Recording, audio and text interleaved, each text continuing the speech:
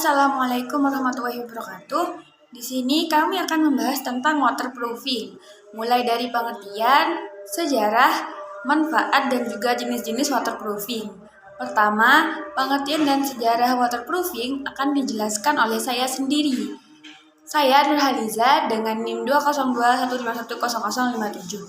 Kemudian manfaat akan dijelaskan oleh Muhammad Alfian Muladianto, dan terakhir jenis-jenis dari waterproofing akan dijelaskan oleh Ahmad Fawaid. Baik, kita mulai saja pembahasan yang pertama, yakni pengertian dari waterproofing.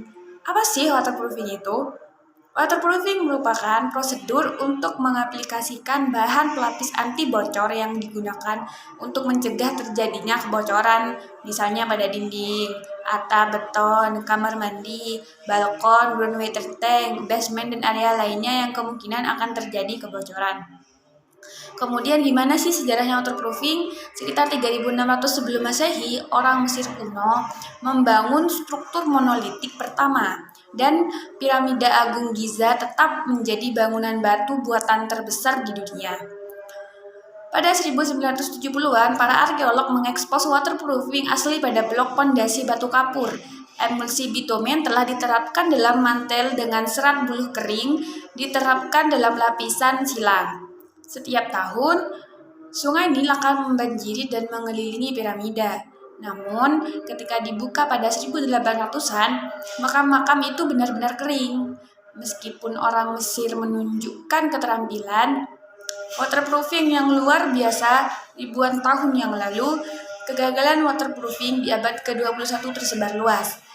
Mereka adalah masalah terbesar yang dihadapi industri konstruksi dan membutuhkan biaya ratusan juta setiap tahun untuk memperbaikinya. Assalamualaikum warahmatullahi wabarakatuh. Saya Muhammad Alfian Muladianto dengan NIM 202151056 akan melanjutkan pembahasan dari saudari Nurhaliza.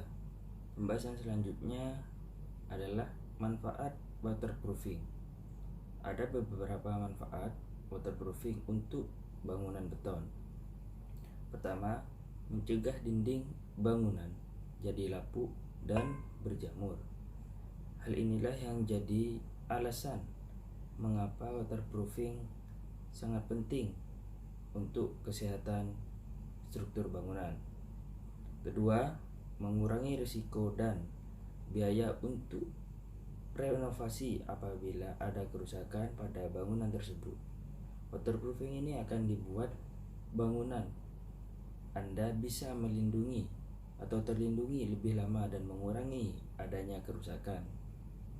Ketiga, tentu dapat menambah nilai properti Anda. Jadi, pada saat Anda ingin menjual properti atau bangunan yang telah dipasangi oleh waterproofing, akan dapat menambah nilai jualnya. Keempat, tidak membuat lantai beton Anda jadi licin. Penggunaan waterproof ini tidak hanya untuk melindungi supaya beton tidak mudah rusak dan terkena air saja.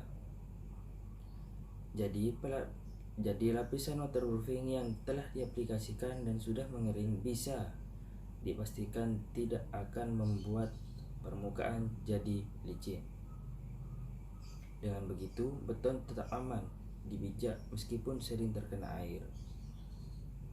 Hal ini karena ada kandungan anti jamur dalam sika. Hasilnya, efek licin karena jamur pada beton tidak akan muncul. Baik, presentasi selanjutnya akan dilanjutkan oleh Ahmad Fawaid. Baik, penjelasan saya selanjutnya tentang jenis-jenis waterproofing. Saya Ahmad Fawaid dengan NIM 2021510059. Jenis waterproofing ada beberapa macam, yakni diantaranya waterproofing coating. Waterproofing sistem coating adalah waterproofing yang diaplikasikan dengan cara pelapisan seperti pada pekerjaan pengenyatan. Bentuk dan wujud materialnya menyerupai cat, namun lebih kental dan lebih kenyal. Selain itu, pemakaiannya pun hampir sama, yaitu menggunakan kuas atau roll. Bidang yang paling sering menggunakan sistem ini adalah water tank, talang beton, atap beton, dinding samping, toilet, balkon, dan sebagainya. Dari bahan dasar pembuatnya, waterproofing coating terdiri dari waterproofing foaming base.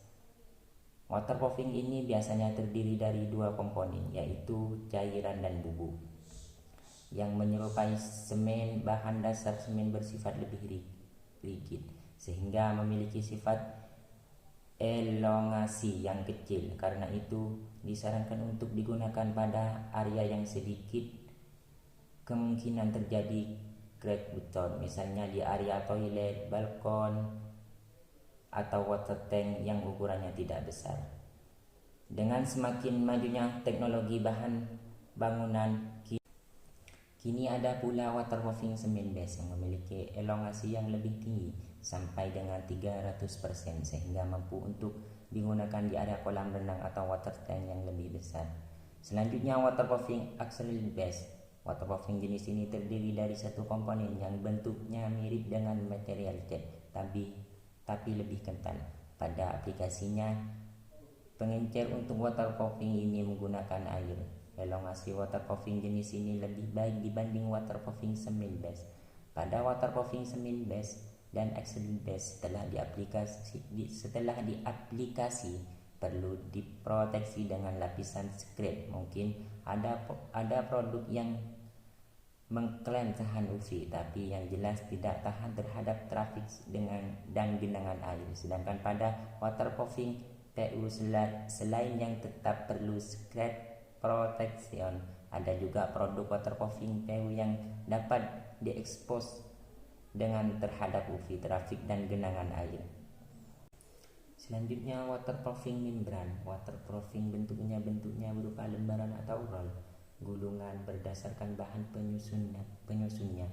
Bahan waterproofing ini terdiri dua jenis, yaitu berbahan dasar fiber dan polyester. Waterproofing membran ini cukup rumit saat pengaplikasiannya, sehingga memerlukan jasa pemasangan waterproofing membran. Dalam pemasangannya, jika terjadi salah sedikit, maka risiko kebocoran dapat terjadi. Dilihat dari aplikasiannya, ada dua jenis waterproofing membran, yaitu torching membran bakar, dan cold applet membran. Aplikasi waterproofing torching membran adalah dengan membakar lapisan adhesifnya, sedangkan cold applet membran tanpa dilakukan pembakaran karena lapisan adhesifnya bersifat self-adhesive. Sesuai dengan namanya, waterproofing integral adalah tipe produk waterproofing yang digunakan sebagai bahan campuran adonan beton. Jadi, sebelum dilakukan pengecoran, bahan pelapis ini sudah menjadi bagian dari campuran beton. Waterproofing integral ini mampu menghemat penggunaan air hingga 30%. Penggunaannya bisa diaplikasikan pada sistem basement, bak pada penampungan air, kolam renang, dan lainnya. Keunggulan dari penggunaan produk ini adalah lebih plastik, kedap air, tidak mudah retak, dan juga lebih keras. Selanjutnya, waterproofing crystallizing. Jenis waterproofing ini dapat diaplikasikan pada permukaan beton ataupun dicampur ke dalam adonan beton yang belum dicor, sehingga lantai dan dinding beton menjadi kedap air. Komponen aktif pada waterproofing yang bereaksi dan meresap ke dalam pori-pori beton dapat mengubah beton menjadi kristal permanen, sehingga beton memiliki ketahanan yang baik terhadap rembesan air. Waterproofing crystallizing yang satu ini cocok digunakan untuk lantai dan dinding beton yang bertekanan air tinggi, misalnya basement, tunnel, grand tank, kolam, dan lain sebagainya.